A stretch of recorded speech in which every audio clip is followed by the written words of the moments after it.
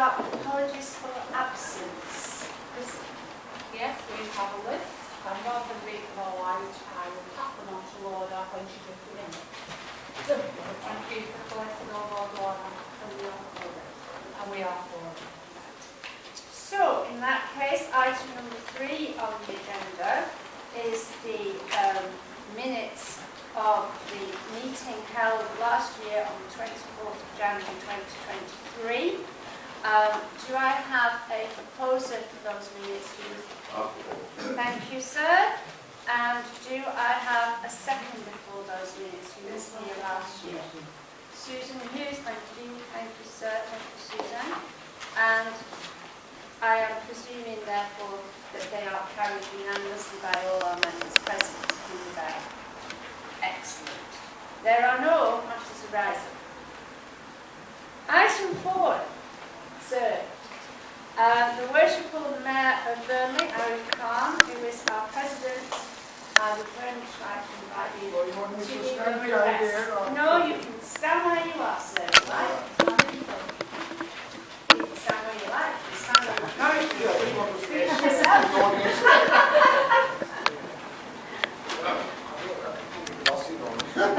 It's about time.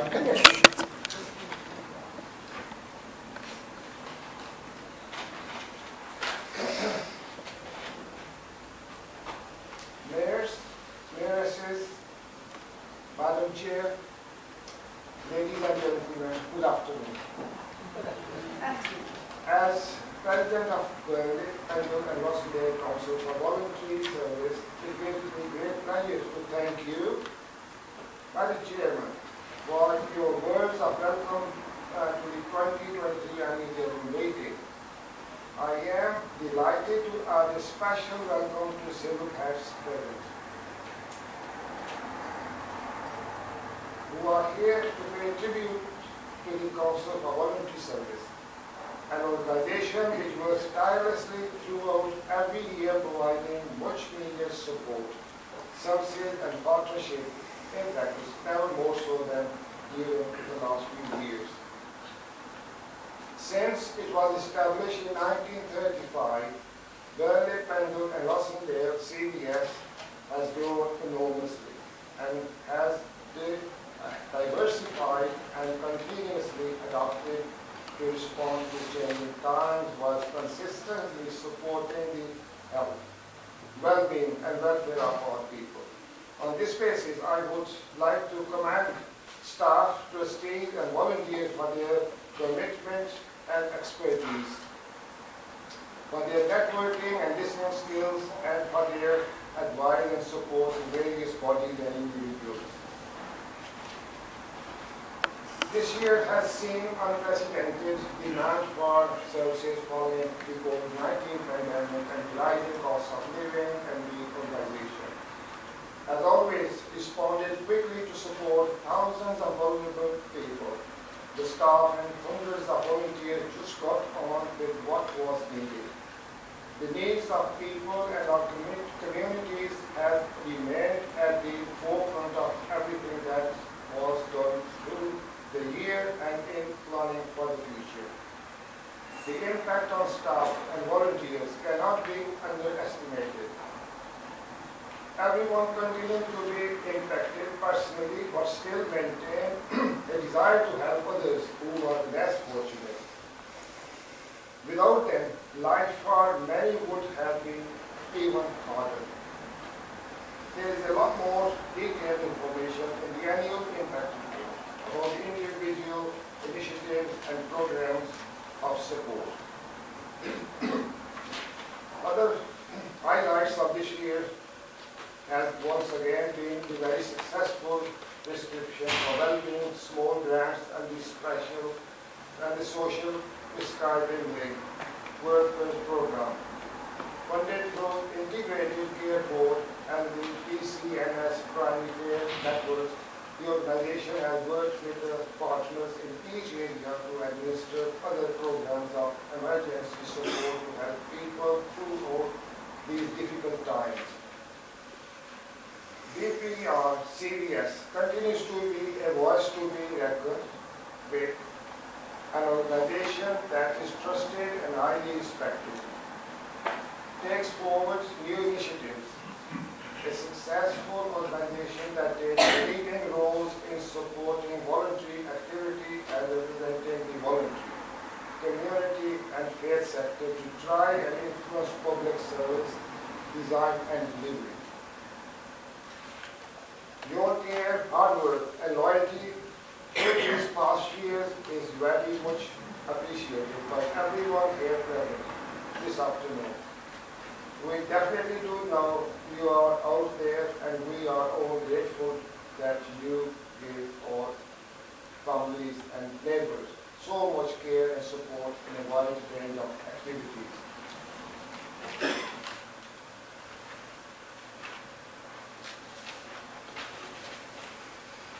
Finally, can I thank CVS and all voluntary community and faith sector organizations for their contribution to civil life and for your support for each of the mayor's charities. I recognize that the financial situation for many charities and small groups is increasingly difficult and challenging at the present time, and the work you do is vital for the communities you serve. Before I hand you over to the chairman to hear our support, I would add that the office changes implemented at Yorkshire Street clearly shows the commitment from this CVS to grow and develop. May I wish you all the successful and not too stressful year ahead. I am confident that CVS will continue to serve all our communities and respond to all the changes and challenges facing us all. Thank you so much for your time, and I hand over to the chair. Thank you, sir. A few years ago, seems quite a long time now, I think it was pre-COVID, we decided that we would take the annual general meeting on the road, as up to that point it had always been held on Yorkshire Street. So we're going to go to Pendle, we're going to go to Rossendale, we're going to go round in a threesome and keep going round. And then COVID arrived. So in that, all that time, pre-COVID to here, we've actually only managed a few online and one trip to Bacon. So I'm very, very happy to be here today in Pendle, in home town hall. So I would like to invite the Worshipful Mayor of Pendle, Brian Newman, who was asked if he can say a few words. Thank you.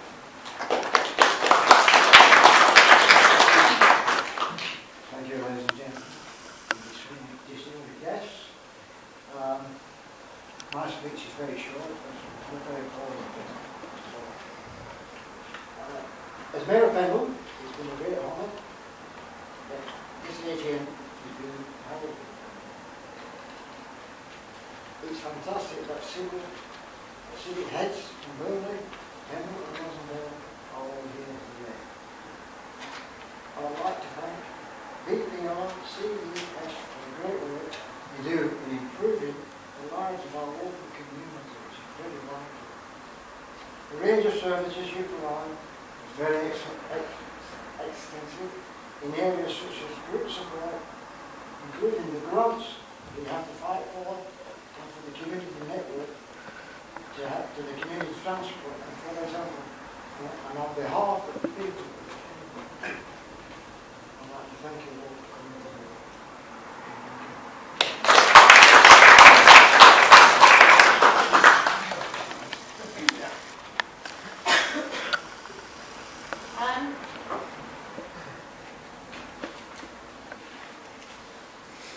The past 12 months have continued to be a year of confusion and in some cases uncertainty. The impact of the COVID-19 pandemic is still being felt, with the additional concerns and issues associated with soaring cost of living creating an additional layer of distress for many in our three communities that BPRCVS serves. However, the organisation has tried to continue to respond swiftly and effectively in response to the increasing demand. And we are, over the last 12 months, witnessing this pattern of increased demand, coupled together with reduced funding, affecting the capacity, not just of BPRCVS, but for other third sector organisations. We've also had to take time for our own staff and volunteers to recharge their batteries after what has been described by many as some challenging times. Since 2020, we've also seen the need to work differently whilst responding and supporting the many people and also adjusting and adapting as needed to the changing financial situation. There is much more information in our annual impact report. The shortened version is this one, and the longer version is the large book, and also on all the stands around the room. The established relationships and partnerships that we have had over the years have stood us in good stead, and we have continued to expand those partnerships, responding to new issues and helping to find, hopefully, immediate solutions which will last onto and into the long term.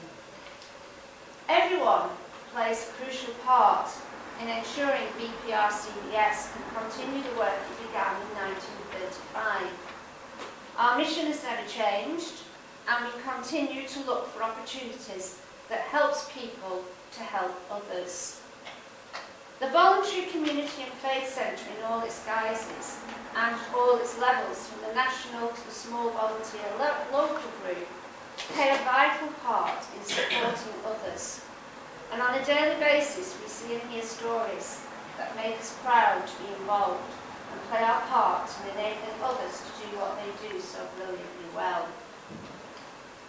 Again, the CBS staff and our accountants and auditors have assisted us a great deal to ensure that the presentation of financial details comply with the relevant accounting requirements.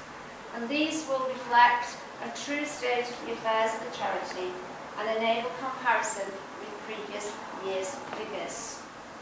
And comparison needs to be looked at, and you need to realise that we are, all of us, facing difficult times ahead as we look at the future. Not that BPRCVS is facing difficult times, but financially we are not as wealthy as we once were pre-COVID. COVID took a hit for us. During the year, we've also met all the usual conditions and criteria from our service level and grant agreements, and increased requirements for monitoring. And that's something that has been really noticeable, that when we've had to send in reports on to our funders, they are always incredibly pleased with the depth of knowledge that we give them in our funding reports. And it is pleasing, as I said, that our funders and partners have been content with the information. And I think content is actually not strong enough a word. They've actually been very, very pleased with what we have provided. They were accepting of the challenges that we have faced in balancing essential delivery against reporting deadlines. And again, that has shown a real understanding, because not all third sector organisations get that slightly little tiny little bit of maybe wiggle room to get that report in and still be helping people on the ground. So that shows the depth of commitment that our funders have in our organisation. As mentioned, at some point, the trustees have committed to using some reserves in line with our policies to ensure that we have staff in place to deliver the projects. And in that time as well, we've also looked at giving our staff time to recuperate from what was a very difficult 2 or 3 years. However, as a Board of Trustees, we are mindful of the fact that we cannot always have reserves available, and ensuring funding to support our activities is crucial. I would like to conclude this report by thanking a number of people and organisations. No business is effective without a leader, and we have Chief Officer here in Christine, who is prepared to deal with the challenges that inevitably occur, almost on an hourly basis. Christine has been ably supported by her senior team, And I am so very pleased to have been working with those ladies and gentlemen over the last few years. My thanks also go to all the organisations that have helped us and supported us during the year, and that list is in the Trustees' Report and Financial Statements. And finally, I would like to express my appreciation to everyone involved with BPRCVS, in particular staff, volunteers and fellow trustees. And it is on that moment of fellow trustees that I would like to invite Susan Hughes to come forward, if she would be so kind as to do so. I know she's sitting at the back.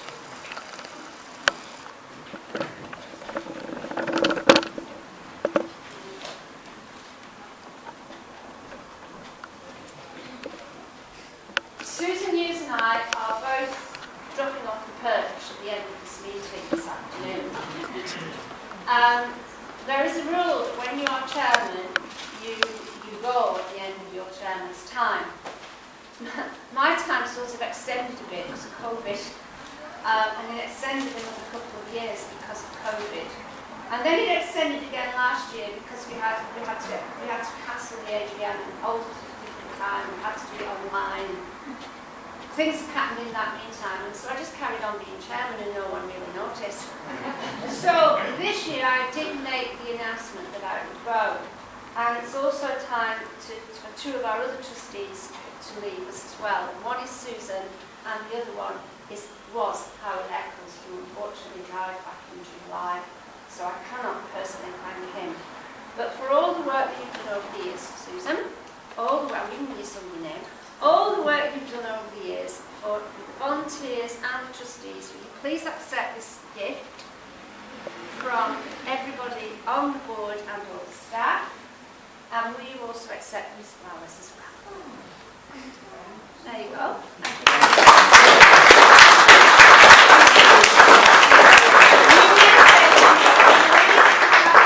We'll put the flowers down somewhere for you to carry them later. Can you take them up to the back, Peter? Yes, thank you. Peter's going to take them. I just want to say a few words because I've been associated with this organisation not since 1935, because that was 3 years before I was born, but since 1963. And I've seen how it has kept abreast of the needs of the community. It was different in those days, very different. But it saw the need for the community, and it has continued that way. I had a short break when I concentrated on CAB, and then I came back to this organisation in 2009.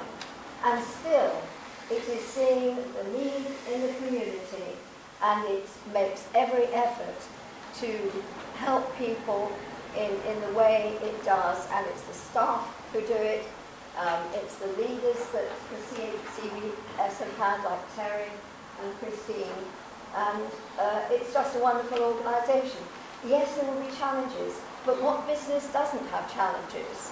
And this is a business, it's a charitable business, and I wish it every good luck for the future. So thank you very much for this.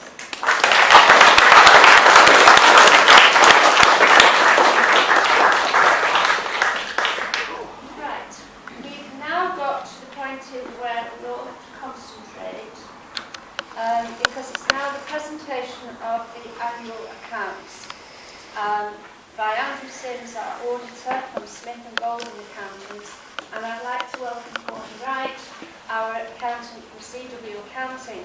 And I'd also like to particularly welcome Courtney today and congratulate her, because it's not that long ago that she had her little boy, Reggie. So congratulations. Over to you, Andrew. Thanks very much. I'm a director of the Building Limited, so we've been undertaking the audit of the financial statements for the copy of, and they cover the period from 1st of April 22 up to the 31st of March 2023. Because, as you've already mentioned, this you've always got to think back a year when you look at accounts after the year end like this. So going back to April 22, it was a period where there was still ongoing impacts of the the pandemic. Even and at that point, really, a lot of the emergency support, both for individuals and businesses, really had finished. But there's still a demand there. Then of course we had the cost of living crisis through, particularly last winter, and it's still ongoing really. So as part of the accounts you have the trustees report in there and also the chair's statement, and they give you a very detailed account of how the CVS and the team have had to continue to adapt just to ensure that the community support continues within the areas of East served in East Lancashire, promoting health and wellbeing projects and working to achieve social cohesion. During the year ended 31st of March 23, CVS received a total income of 2.15 million. That represents a 19% decrease from 2.68 million received the previous year. This is still significantly higher though than the year before that, which was 2.95 million. And it should be noted that there was significant funding received last year for particularly the household support scheme, which was 800,000 the previous year, so you've got to take that in the context of the additional funding received in the previous year. Within that total income we've got a reduction in unrestricted funding, which got reduced by 100,000 or by 16%. And again, that was one-off funding received from local authorities in the previous year relating to public support. The restricted funding decreased by 422,000, a decrease of 11%. Obviously the accounts are quite lengthy, but there is a detailed income expenditure by project that's set out on pages 29 and 30. And you can see on there that you've got the three largest sources of income that came from the projects were 345,000 for prescription for wellbeing. There we've got the social prescribing link work project, which that funded link workers in the areas. That was funding of 465,000 received there, and also 340,000 for population health management, which is a grant project facilitated on behalf of the Integrated Care Board. But you can see how many different projects are listed on there and are worked on through the year. The charity incurred total expenditure of the year 2.36 million, which is a 6.6% decrease compared to last year. Within that we've got staff costs, and they've increased by 13%. We've got a total of 1.1 million, including all your own costs from national insurance and pension contributions, compared to 979,000 the previous year. And actually, the change from the full-time equivalent headcount employed by the county is going from 29 to 36, although in reality a lot more people are employed. That is a full-time equivalent figure, and there's many more than that actually employed by the charity. CVS overall reported a net deficit for the year, which is unrestricted funds of 75,000, but as you've already mentioned, that is enabling resources to contribute towards specific projects and actually put those reserves brought forward to good use. So that is a planned deficit in that respect, I might say that.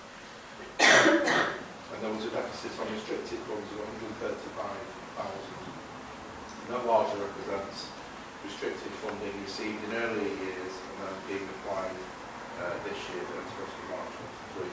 So it's a lot of timing, there are timing differences there. The balance sheet, which is a statement of the financial position at the end of the year, so that is actually page 60.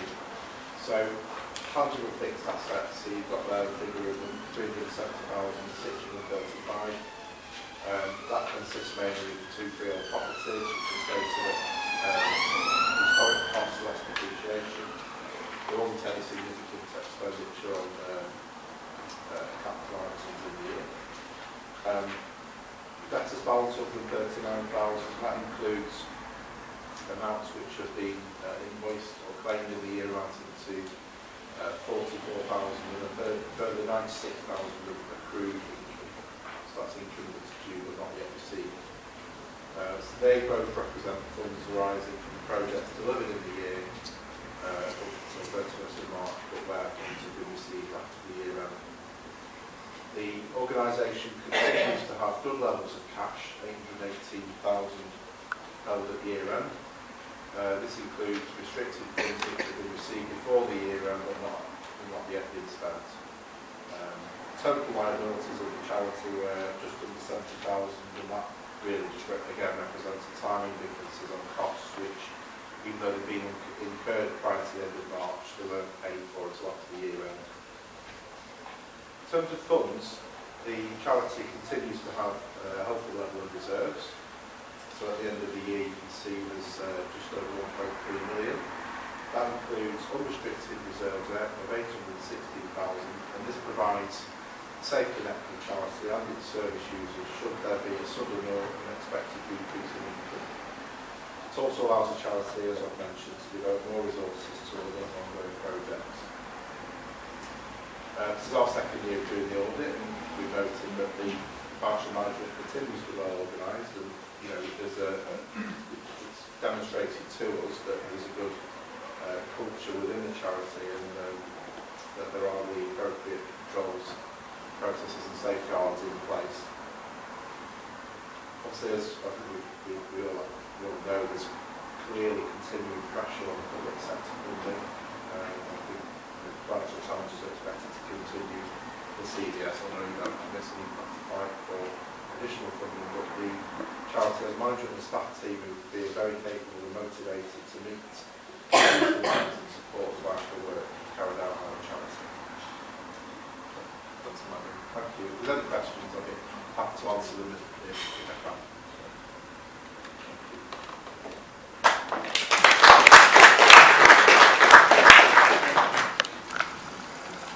So can I have a proposal from amongst the members to approve the accounts?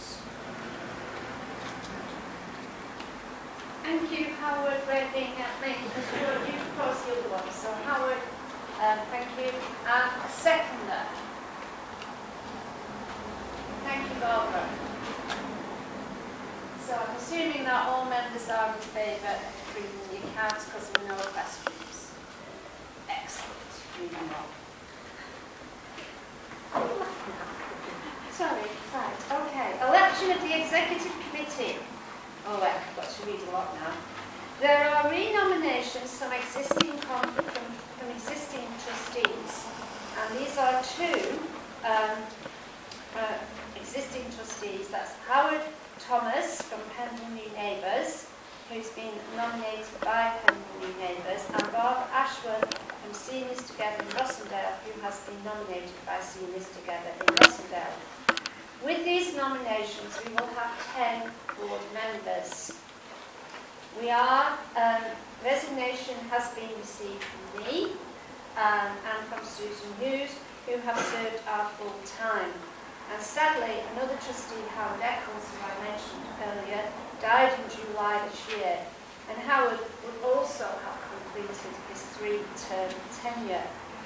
We do have space for up to 14 trustees on our board, but no new nominations have been received. If anyone, however, from among the membership who's sitting in this room and hasn't put their hand up yet and may be interested, we can co-opt them.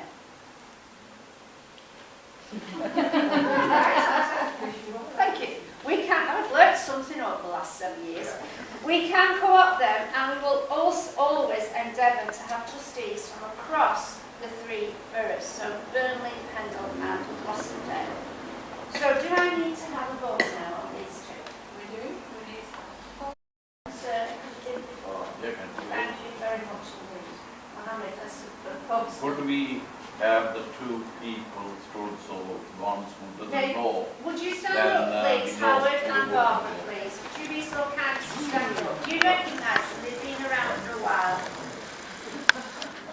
Says nice things about you. I'm saying nice things about you. Mohan would recognise it. He's not nominating somebody he doesn't actually recognise. That's why I asked him to do it. And anybody who could second them, please. Mr. Kenyon, do you recognise these two people? Would you be so kind as to second them then? Yes. Thank you very much indeed. All those in favour? Passed? Excellent. Right, now, we also have on our Board of Trustees, but they can't vote, but they give us lots and lots of advice. So, we have local authority representation appointments, and I'll read these out. So, Lancashire County Council is Councillor Ash Sutcliffe. Burnley Borough Council is Councillor Anne Kelly. Burnley Borough Councillor is Councillor Saida Kanzi. Pendle Borough Councillor is Councillor Mohammed Aslam. Pendle Borough Council is Councillor Mohammed Kaleem. Rossendale Borough Council is Councillor Marilyn Proctor, and Rossendale Borough Council is Councillor Alan Woods. Now, I've also pointed out to these people, I can say this, I've also, it's my last one, so I am. I'm trying to get a trustee board up, you see. I've also pointed out to these people that if they were members of an organisation who was a member, they could shift categories and have a vote. And I'll leave that with those people who are in this room whose names I have read out. That's item 10. Appointment of the solicitors, Southern Solicitors. Do I need a... Oh, there's a lot of seconding proposal, isn't there? Can I have a proposal, please, from the membership? Someone who hasn't said anything yet? Thank you, Mr. Heffron. You'll propose Southern Solicitors, and would somebody like to second Southern Solicitors? Thank you, Jackie. Jackie, I'm sorry. Yeah. Right, appointment of accountants and auditors. Can we reappoint, please, CW Accounting and Smith and Golding Chartered Accountants as our accountants and our auditors? Can we have a proposal for that, please? How would you know? Thank you. And can we have a seconder? Thank you, Jackie. Right. Close. The red clerk close now. Yeah. Oh, I can do. Formal bit. Right, the formal bit of the Annual General Meeting 2023 is now closed.